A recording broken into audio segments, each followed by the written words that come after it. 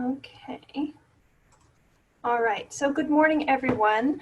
For those of you I haven't had a chance to meet yet, my name is Jonna McEntee, and I'm the Executive Director of the Ohio Museums Association. I want to thank you all for joining us today for OMA's April webinar, Fundraising in Troubled Times. I am so glad that you're able to be with us today. I know there's a lot going on in the world, and that's why we're all here, and I really taking the time to join us this morning and talk about something that I know is really important and on the minds of everyone that's here joining us today.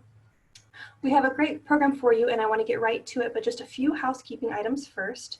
To help eliminate any background noise and distraction while our speakers are presenting, we ask that you please keep your microphone muted, and also please disable your webcam.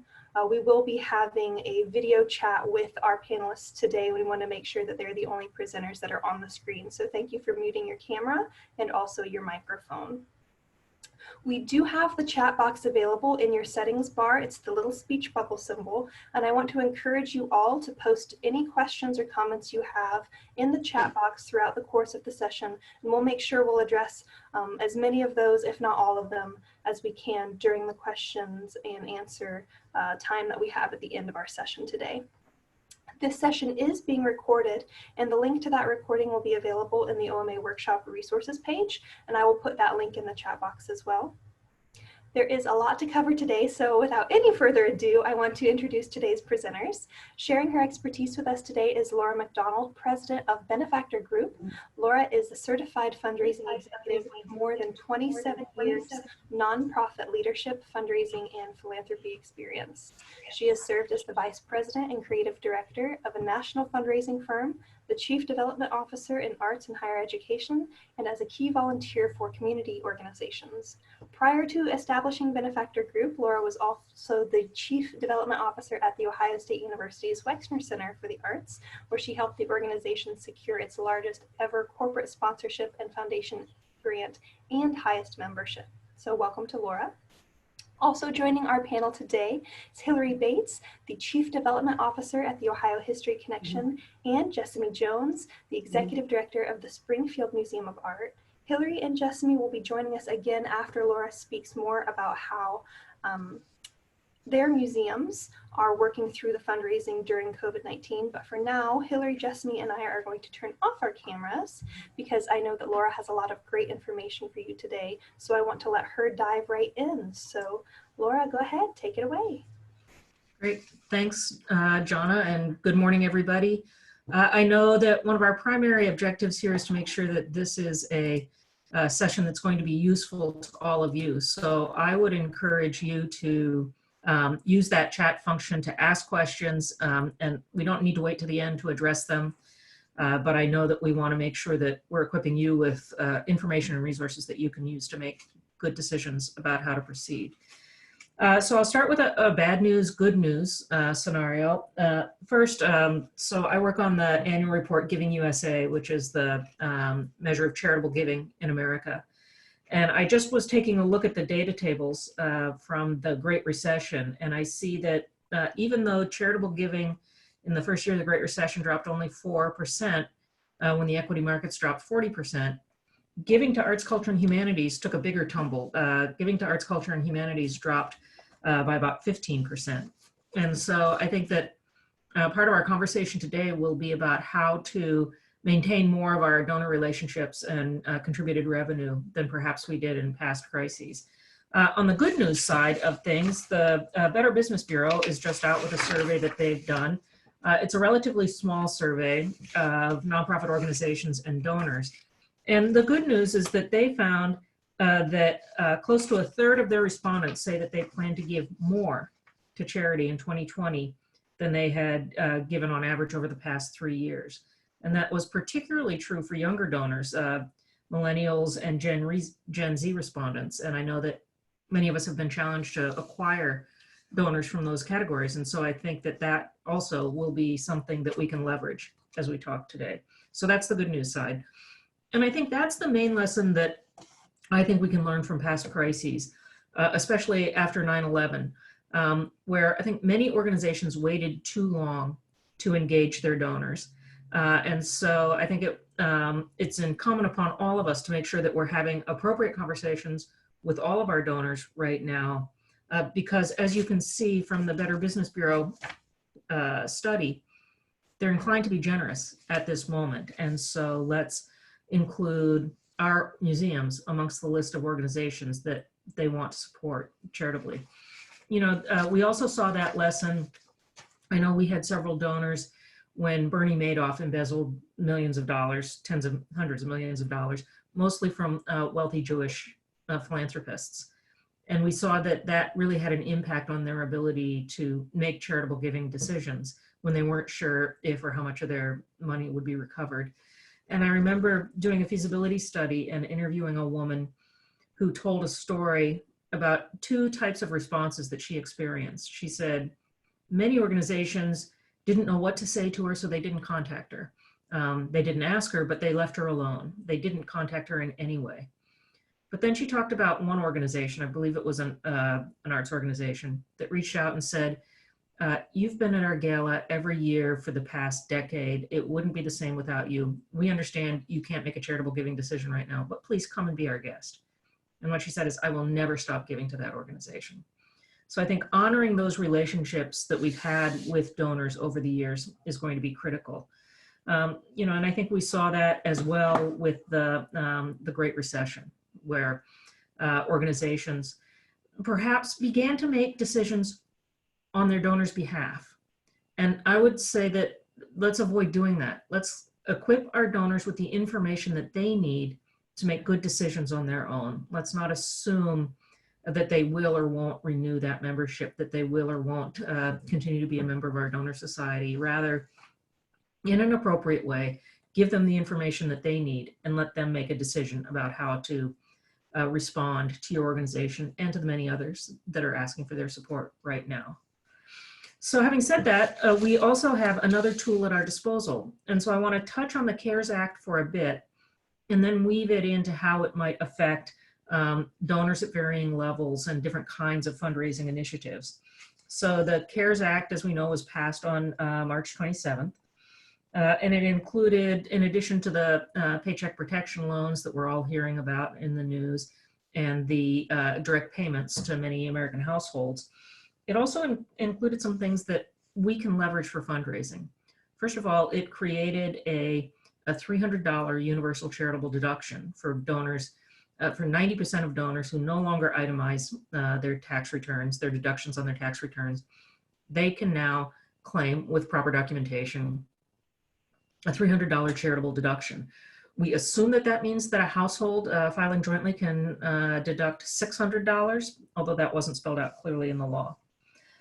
We also know that the CARES Act removed the cap on the percentage of income that can be deducted for that 10% of households that do itemize. And so these are your high net worth donors, your major givers who continue to itemize their deductions on their taxes. It used to be that they could deduct up to 60% of their adjusted gross income. That cap was removed. They can now deduct up to 100% of their adjusted gross income, which means they could completely eliminate their federal tax liability through their charitable giving. I think there are donors who will do that. Some would interpret it, there's a carryover provision, and some would interpret the language to say that they could eliminate their federal tax liability for 5 years through their giving right now. And if they have significant accumulated assets and moderate to low comparative income, I think that we will see major gift donors choosing to do that. We did see, for those of you who have been encouraging your donors to provide rollover gifts from their IRA, right? If they're age 70 and a half or older, they're required to take a distribution from their IRA. Oftentimes they don't want that to hit their income. They don't want it to affect their adjusted gross income. And so they choose to give that directly to an organization like yours.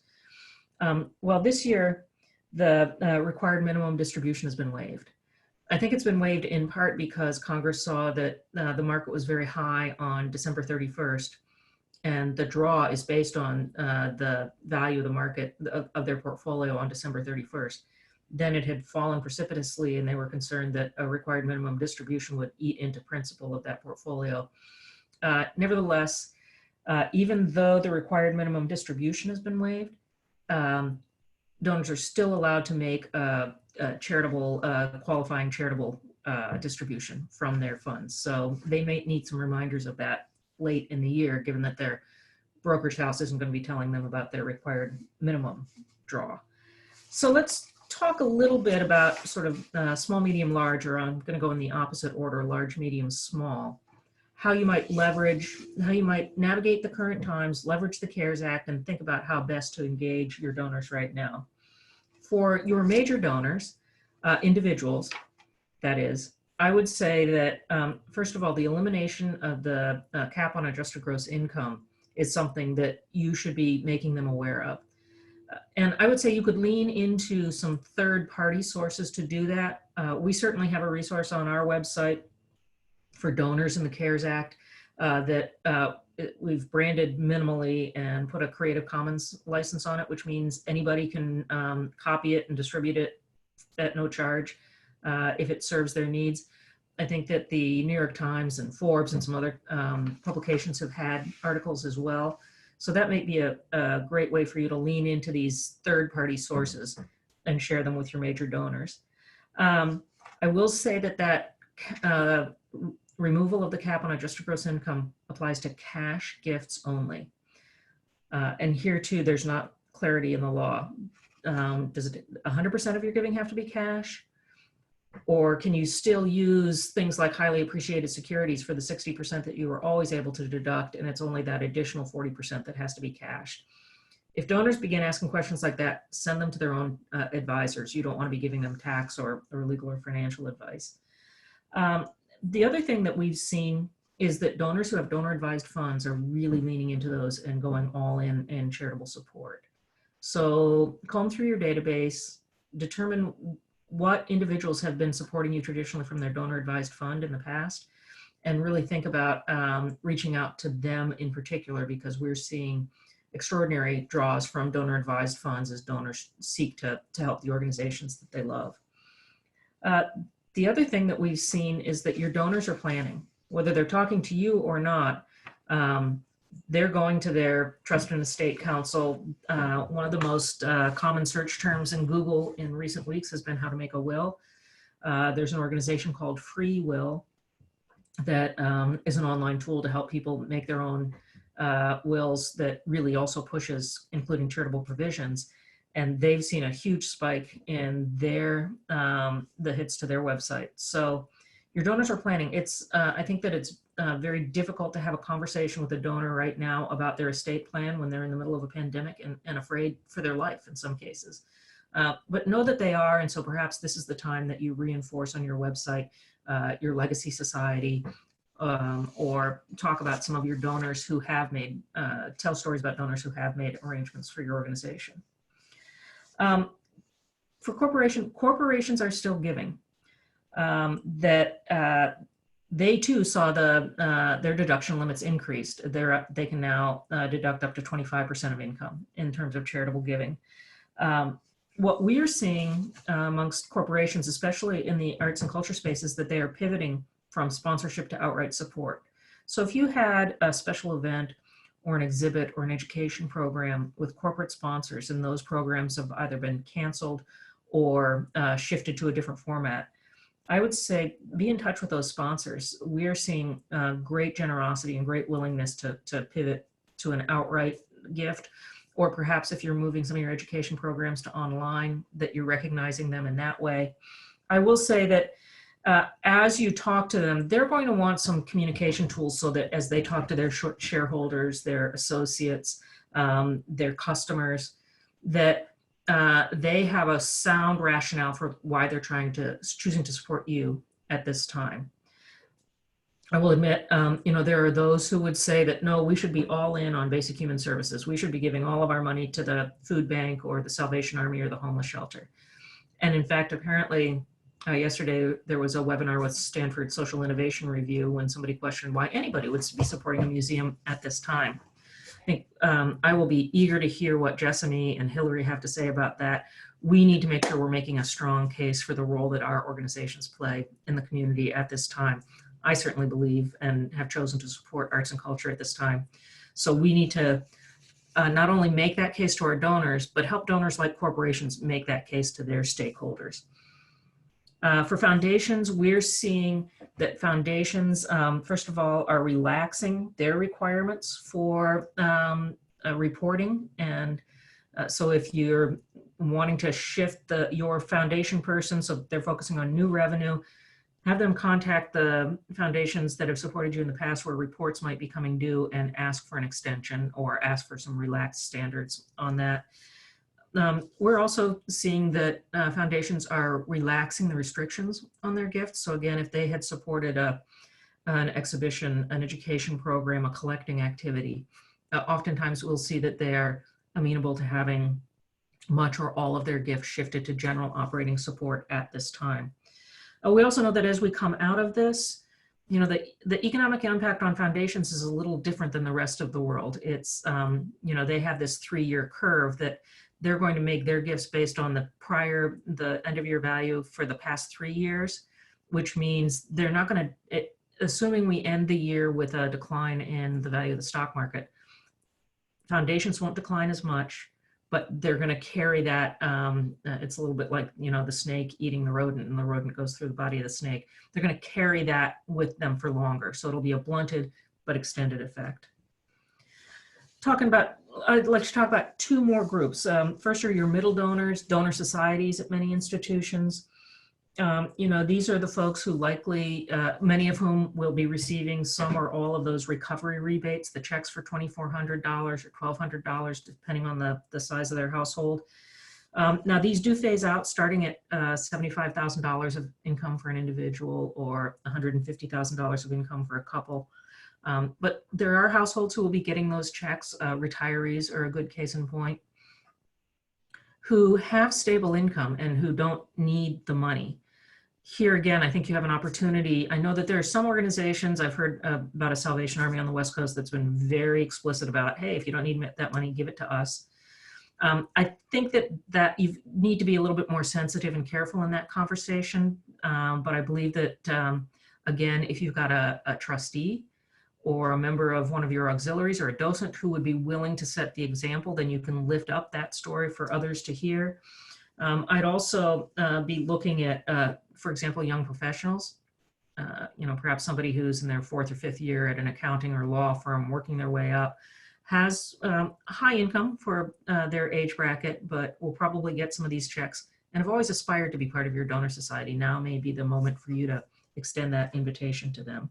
But I think leaning onto, again, third-party messengers there, whether it's one of your donors who sets a good example, or again, that's something that's mentioned, I know, in our paper, in the Forbes and Times articles that we have a link to.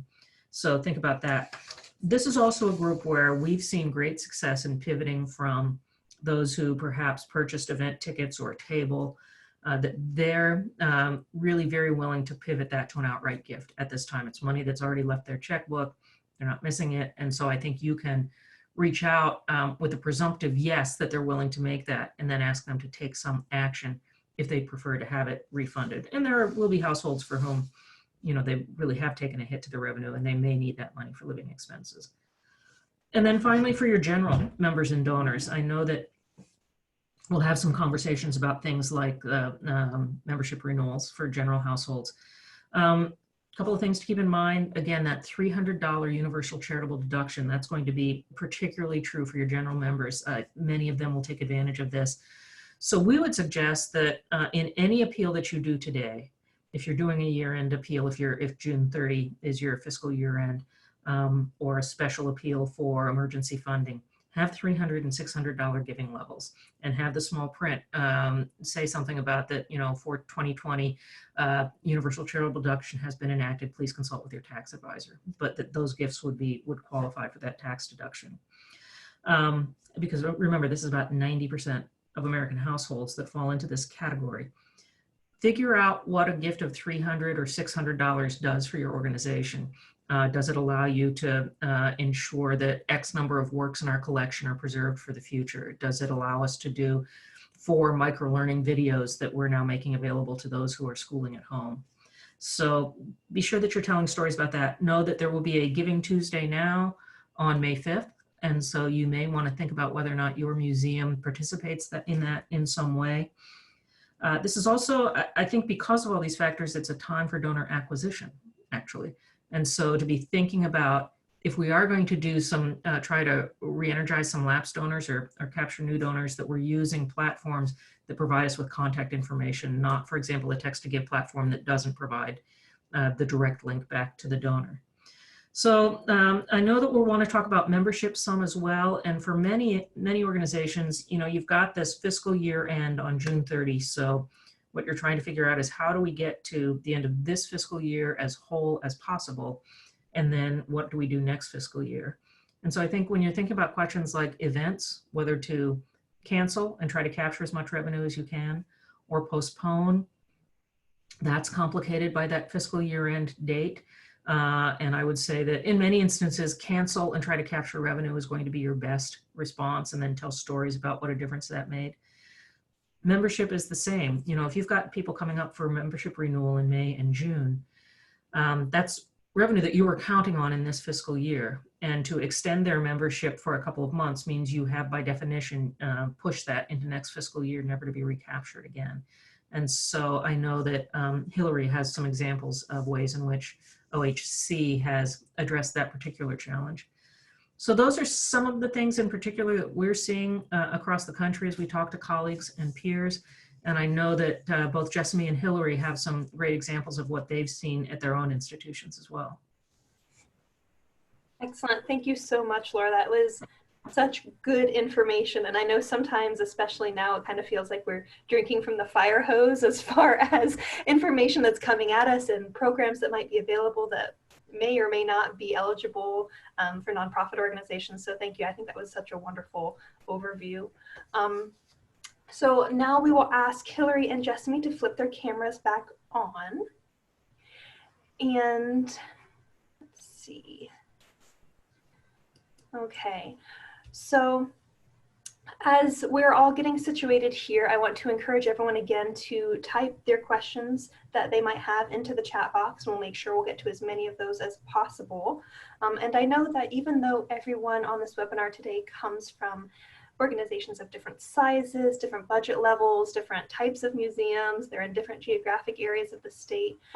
But something that is similar is that we're all cultural organizations, and we're all trying to serve our public during this unprecedented situation, as well as our desire to make sure that our organizations are going to be able to thrive after this pandemic is over. So to that end, we'll start with you, Jessimi, because you're at the top of my screen right now. Do you want to start us off with some of the ways the Springfield Museum of Art is working through your fundraising and budgeting at this time? Sure. We are, just to start out, I feel fortunate that we are on a calendar year budget cycle. So we're budgeting from January to December, which I feel like is giving us a little bit of lead time thinking about our budget and how some of these impacts may spread over a few years. Right now, where we are, just a little bit of background. I've been in this position for just slightly over 2 months. This is my first position as an executive director, so I'm coming into this very new, and I can honestly say that of all the challenges I anticipated as a new executive director, a worldwide pandemic was not one of them. That being said, some of the things that we have been working on in relationship to fundraising include one, looking at what is our strategy for fundraising during this time.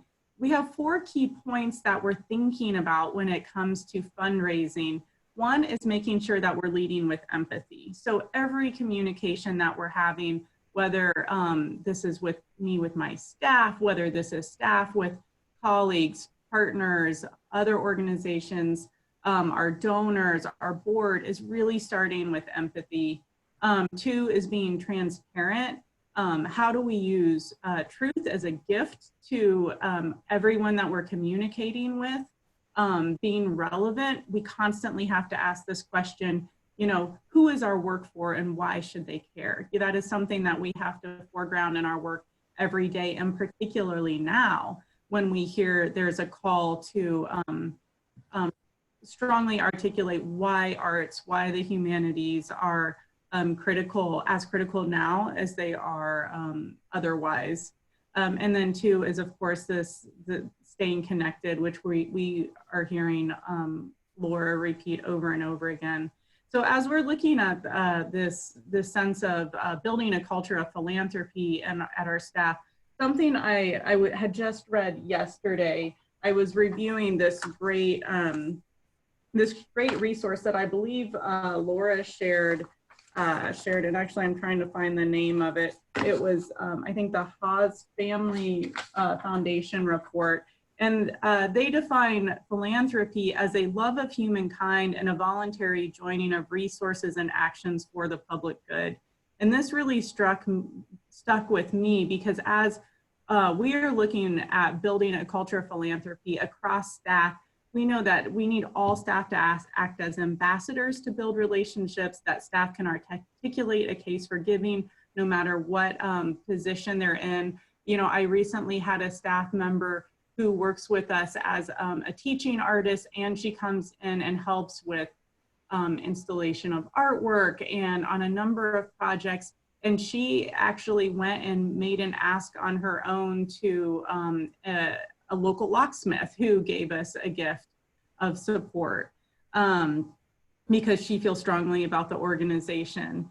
And that all of our staff plays a role in helping acquire all the resources needed beyond money to do our work. So we know fundraising and our financial dollars are at the top of mind for all of us, but we also know there are a number of resources that we are going to need to explore as we look in the long term.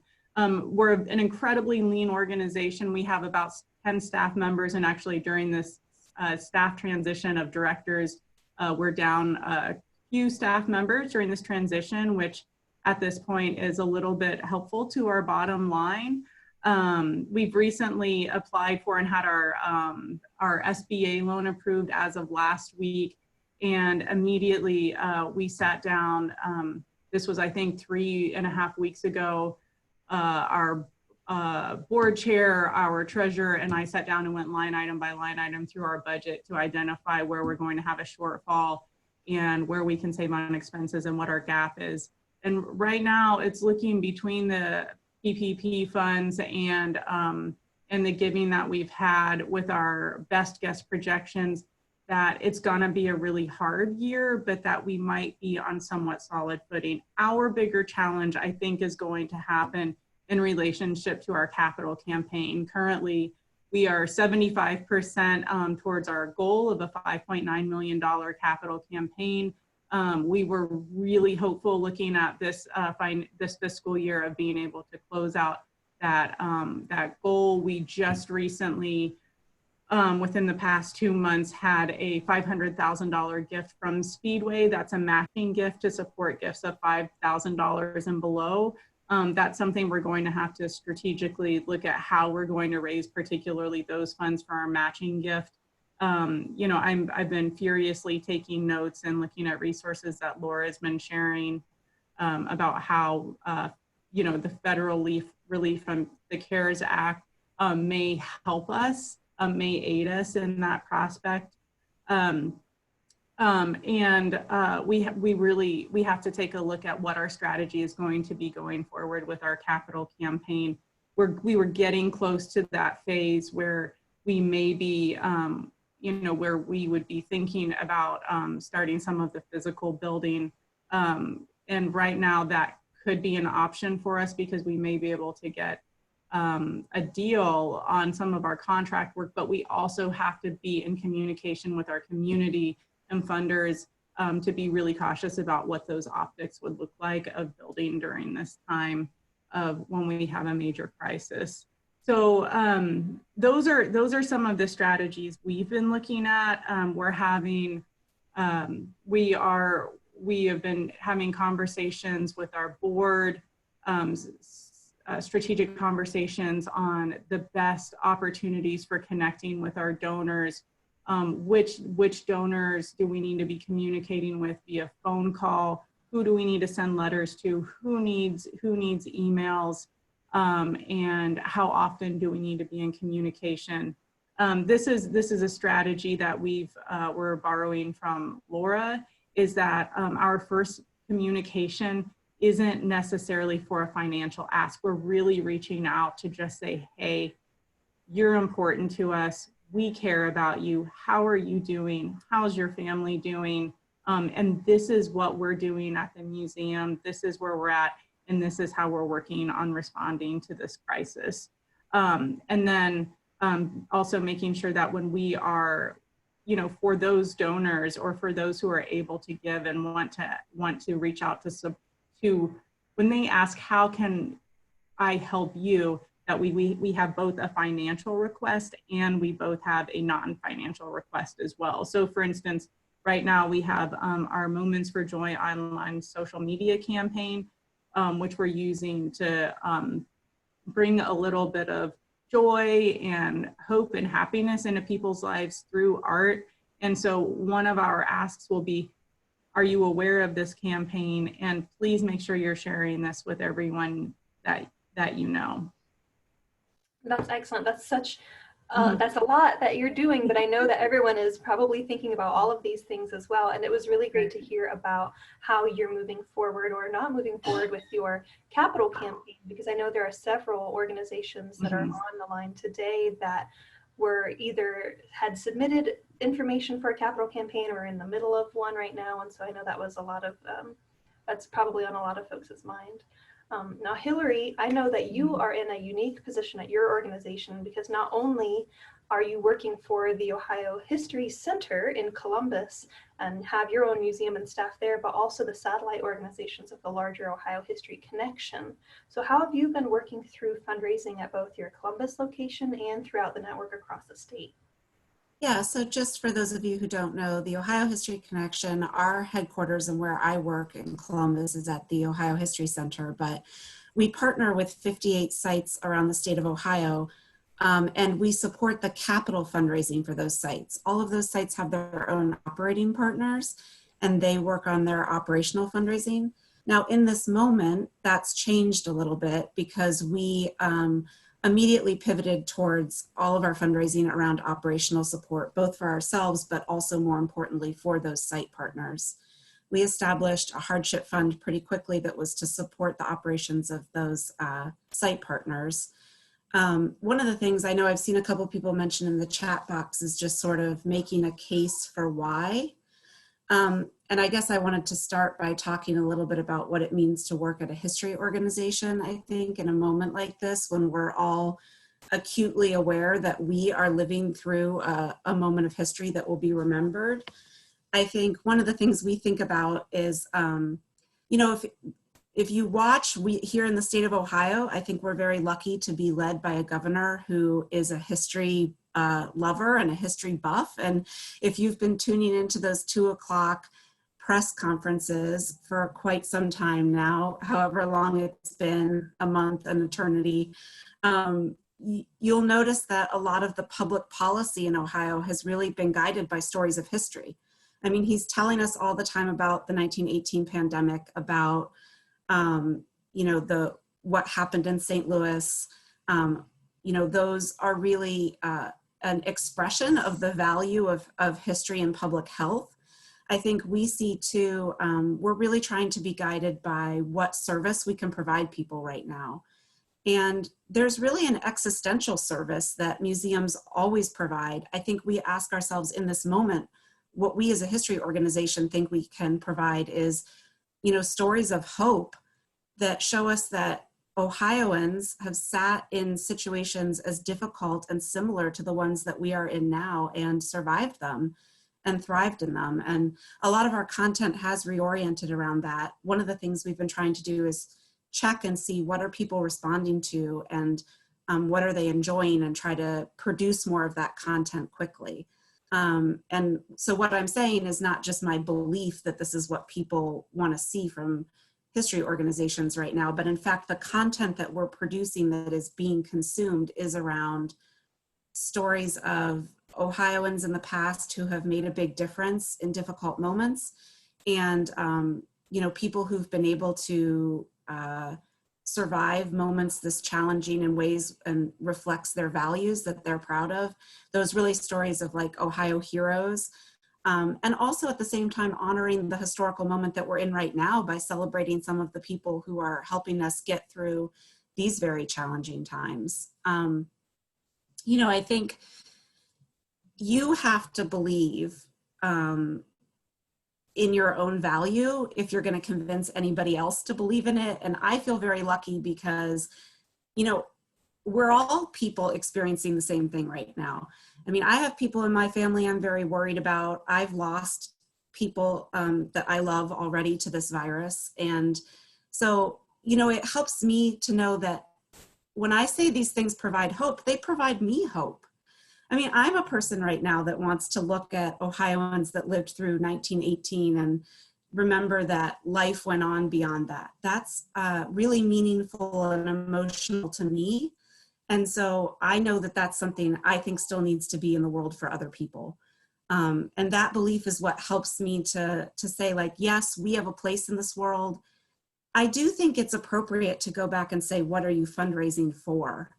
And that's why we have gone back and reoriented all of our fundraising at this point around operations and our ability to provide services that are being consumed by our members and our public audiences. Our organization, like many of yours, is in a state of just rapid change in the way that we work. We're a fairly large organization. We have 200 staff members. We would have described ourselves, a couple months ago, the way a lot of places like that would have, in that we coordinated together between departments. Some people would have said there were silos sometimes, or, people were being defensive about this work or that work being done. I think very rapidly, one of the opportunities of this environment is that the way that we've worked and what people are doing in their individual jobs has just radically changed. We're meeting every day. I think departments like marketing and my department, development, who before we would have said we did a good job of coordinating, now we say we're collaborating. Every message that we put out, we consider fundraising.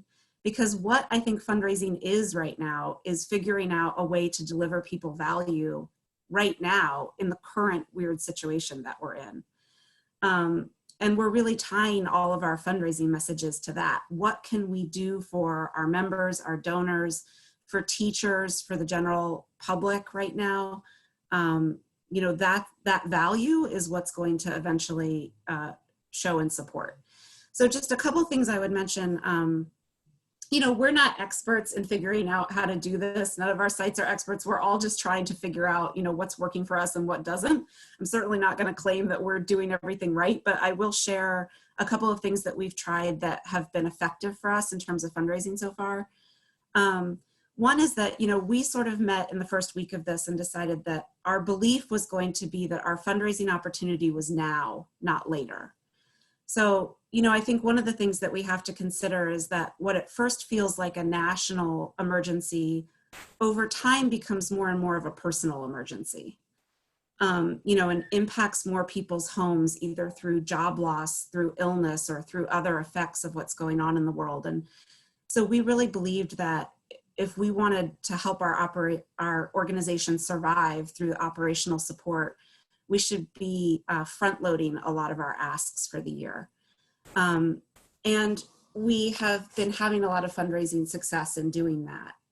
I think, as Jessimi said, when she said lead with empathy, that, I really reiterate that too, that there's a way to ask that feels appropriate in this time and a way that doesn't. But like I said, if it's grounded in our belief of our value and we're asking in the right way, which at this point includes messaging austerity messages, right? So people don't want to hear at this stage of this crisis that you're business as usual and you're just raising money to do the programs you're normally doing. That's not the situation that we're in. But in order to deliver the value, we can value tying it to that. We have seen, we've reached out to far beyond our normal donor and member base to anyone who's ever bought a ticket to our event. And that strategy of going wider has been very successful for us. A third of the donors that we've gotten in the last 4 weeks have never given to us before. And I think it is that type of moment where you can see support from new groups that may have cared about you but didn't before see the need to give. Overall, I'd say we're seeing tremendous generosity in the lower giving levels, and more reticence from our major donors. And I think when you think about it, that makes a lot of sense. You know, those are people that think about giving long-term, who have assets that they're seeing bounce up and down on the stock market, whereas those lower tier donors may have more security in terms of their day-to-day income, and they're in a mood to want to help the places that they care about get through this crisis. Somebody in the chat box I noticed just asked me what austerity messaging meant. So for us, that meant us talking about what we're doing internally to cut down on costs, and what choices we've already had to make to reduce programs, and to be very clear about what the dollars that we're raising are going to do at this point, which we've reoriented around the security of our sites, and being able to have enough staffing that we can provide the kinds of resources we're putting out there in terms of webinars, social media content, and that. Hi, Wendy. She asked how hard the hardship fund is going. So we have established a hardship fund for sites for which we've raised about $50,000 so far of a goal of 200,000. So that's how successful that has been. So in talking about how we're trying to help our partners, I also want to mention to any other history related organizations that might be on this call that in addition to supporting our own sites, we have established an emergency round of our history fund, which will be giving out operational grants during this crisis. The application for that will open on May 1st and close on June 1st. It's a really short application. It will just be giving operational funds in proportion to your budget size. That's the only evaluation involved, just to help other history organizations get through this and be able to continue to provide the stories of history to people, which we, believe people need so much right now. So you'll be able to find that on our website on May 1st, if you're not an Ohio History Connection site, but you are a history related organization in Ohio. That's excellent. That's so much great information, and thank you for the History Fund information as well. And OMA will have that information on our website as soon as it's available too, but also please feel free to just go to ohiohistory.org directly and get more information on that emergency round of history funding. We have had a lot of folks asking what are the suggested talking points for museums and donors to talk about why supporting arts and cultures is important right now. How are you making the case for giving at a time when there are so many other needs out there? And I know, Hillary, you touched on this briefly, but I'm really interested to, let's put a fine point on it for everyone who just needs those talking points. Jessimi, I'd be interested to hear what you have to say too, but I'll say in talking with many of our clients across the country, I think, first of all, Hillary did a fantastic job addressing that for history organizations, and I really respect what she had to say there. I would take that to heart. I think similarly for arts and culture, that it really is about, this is a time when we strengthen the connections in our community, and that coming together for the appreciation of arts and culture is one of the ways in which we will do that. That we know that that through this time, we are doing things to make our resources available to the community, whether that's micro-learning videos for homeschooling or moments of peace and beauty for those of us who are a little anxious right now. I know that we talked with an organization that's thinking about how can we make our resources available to those who are going through stages of grief, and would some of the beauty that we can offer from our collection help them navigate the grief that they are feeling right now. We've seen museums offering curators touring a gallery or docents touring a gallery and giving them greater depth into the works of art than they've ever had before. But I think it also goes back to what Jessimi was talking about with the culture of philanthropy. If you've got donors who are supporting, maybe for the first time, direct needs, Salvation Army, Red Cross, Food Bank, celebrate that. Say, we're thrilled that you're doing that. In addition, we hope that you'll make room in your charitable giving budget for us right now. And then also understand that as society begins to reopen, people are going to be craving connection. And the arts and culture museums are one of the places that they're going to go to find that. So many of us are going to need to be ready to sprint at that moment. So let's make sure that we're planning for that and have the resources for it. Anything else, Jessimi? Sure, that's great. Thank you, Laura. So this is a question that I often, when I have my own personal existential crises, this is the question that I'm asking myself. And now more than ever, arts and culture seems incredibly relevant to me. I want to call on a quote by an artist that often sticks with me. And this is from an artist, the artist Joseph Beuys. And he has this incredible quote that says, "Every human being is an artist, a freedom being, called to participate in transforming and reshaping the conditions, thinking, and structures that shape and inform our lives." And right now, more than ever, our world has been it's been turned upside down. And every day we are all struggling with how do we live in a world that's going through tumultuous change? We know our world is changing all the time. And this is just, one of the most incredible examples of what that looks like. As a result, we constantly have to be finding creative solutions to everyday challenges, whether those challenges are the ordinary or the extraordinary, like what we're going through right now. And art and culture is what helps us do that. It's the tissue that connects all of us to each other. We need that now more than ever. That's something that's really what drives me right now. One thing that I would just add to that, I really agree with that, and I think it's beautiful, is that, I was talking with my team, I mentioned that we've been doing a lot of asks. So in addition to like email and mail, we've been calling and asking at a deeper level than we ever have in our file.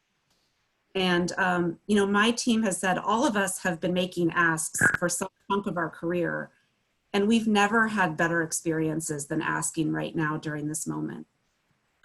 Because the thing to remember about a case for support is the people that support us normally, they feel this connection to our work even more deeply now, just like we do. I've never had better conversations with donors than I'm having right now, about why they care about history, about themselves and their lives. This is just like really such a moment for connecting to other human beings, and how lucky that those of us who are still employed in jobs right now in philanthropy, that's our work, is to connect to other human beings and help them express what they care about and what they love in this world. I mean, I don't mean to sound ridiculous, but it really is like, it's beautiful, and you'll hear from other people right now that it's beautiful. I shared in a pre-call that one of the donors, who was one of our first donors to the Hardship Fund, when I called him to talk about it, he shared halfway through the call that he and his wife were both sick with COVID-19 right then, while we were talking. To think about someone in the middle of a crisis like that, like to understand the value that they put on our organization and the work that we put in the world, that's inspiring to me. They're telling me the case for support and the case for going on every day to keep providing what we do to people who want and need it and appreciate it. It's really inspiring. Wow. We had a question. Chris asks, does anyone have any strategies in addressing the needs of cultural organizations that have an endowment, and the suggestion of donors that say, use the endowment before asking for a gift? So I've seen that a couple of times. And first of all, the endowment was restricted by donors long ago for specific purposes. And so there are some legal prohibitions to how you would use the endowment, particularly the principle of the endowment, to fund today's operations. So If that's something you're even considering or your trustees are considering, check with legal counsel, because the Uniform and Prudent Management of Institutional Funds Act, UPMIFA, governs your endowment, and you may or may not be able to do that. But more importantly, I think that especially us Midwesterners, we look back through history, and there were times when there were other difficulties and crops failed, and the saying emerged about eating your seed corn. Your endowment is your seed corn. Your endowment is what is going to sustain you for the future, not just for the present. So unless and until this crisis becomes an existential threat to your institution, I would say that the endowment is there for the purpose that it's always been there, to give you hope for the future. If indeed you get that feedback from a donor, I think that part of it might be that that's just the screen that they're holding up saying, I don't want to give, but I don't want to be that blunt about it. So you may or may not want to get into a conversation with them. But I think that the response is, I'm sure that at some point our trustees might consider that, but for now, we know that our endowment was established by donors long ago because of their belief in the future. And so we're asking you with your gift today to join them in the conviction that we have a bright future ahead as an institution. Great. This is probably also a question for Laura. Do you have any specific information about grant making from foundation plans, plans for giving in 2020, more of the same, less in terms of amounts? I know you touched on that briefly.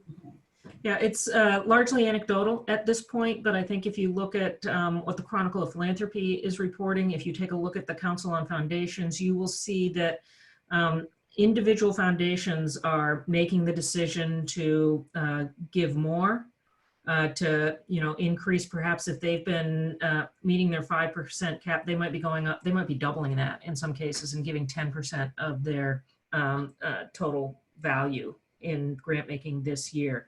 So we're seeing, we also have heard, I was talking to our client, the Grand Rapids Art Museum recently, one of their foundation funders who's been sort of irregular, not an every year kind of funder, out of the blue, they were working on next year's grant request, out of the blue, sent them a check for the amount that they traditionally had given in the years they gave, and just said, don't bother working on that proposal. We know you need it now. We had you in our budget anyway. Here it is.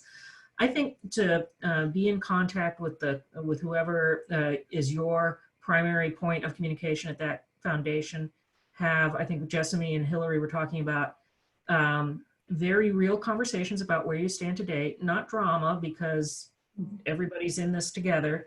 Your situation's no better or worse than most others, so not drama, but just transparent and say, this is where we are today, and I'm wondering how your foundation is responding to this, but we are seeing foundations loosening the reins and being both more generous with their money and more liberal with their restrictions and the reporting requirements. That's great. I know that some of our organizations that are joining us today, they live in areas that were really hard hit by the last recession and haven't really had a chance to bounce back yet from that before this current crisis hit. What advice would you give to organizations who live in areas where their communities don't necessarily have a reserve of funds to donate, or where all of those funds are going towards the most immediate social needs? What other options might be out there? What sort of messaging would you suggest in that situation? I know that's a big, tough question. Yeah, I know that, well, just me being in a small metropolitan area and Hillary having sites across the country, I think they both have a lot to add there. I will say that part of it also is making sure that you're being a remarkable steward of both your organization's resources and your community's resources. In the Great Recession, a saying arose, a crisis is a terrible thing to waste. And so I think that you can also take a look, and if you've had underperforming programs that maybe were sacred cows, but they've never really performed financially or had the impact that the community imagines they do. If you have volunteer corps that have kind of lost their ability to contribute, if you've got an event that needs to be, there is a lot of grace in the world right now for you to stop doing those things. So I think it also gives you permission to use this moment in time to really reevaluate anything that you've done traditionally because you're expected to, but now's the time that you can pull the plug on some of those things. Yeah, I mean, I would really echo that by saying that, you know, I think we have this opportunity, we've gotten to look back at data of what happened to some of our sites during the Great Recession. And one of the lessons that was very obvious to us is if you have an opportunity to invest somewhere, do not stop, invest where your audience is, right? So I talked about this up top, but the money has to be going to providing value to your audiences and not to internal priorities. Like, this is really a time to let go of anything that isn't proving and delivering value in this moment. Because I think we see how rapidly the philanthropic market is changing right now. And in the first couple of weeks of this, people were giving based on the relationship they had with you in the past. And pretty soon it's going to be about the relationship they have with you right now, if it's not already. So, you know, there's no room, I think, in this world to be paying for anything that isn't making someone's life a little bit better right now. You know, even as arts and cultural organizations. As I mentioned, I've only been here for 2 months, so I really don't have a long history or experience to pull on. But I can say that I'm incredibly fortunate to be coming into an organization that has done really, really, really hard work over the past 7 or 8 years, where the institution was, I think, in a financial crisis, and had to ask some really deep questions as to, you know, what is our purpose for our community right now? What does our community need from us? And what are the resources that we have? So around, I think, 8 or 9 years ago, our institution really refocused and doubled down on education to serve the community of Springfield. So we have about, there's about, I think about 60,000 people in the city, about 100,000 people in the metro area. 75% of our students in the public school are in free or reduced lunch. And so in the free or reduced lunch program.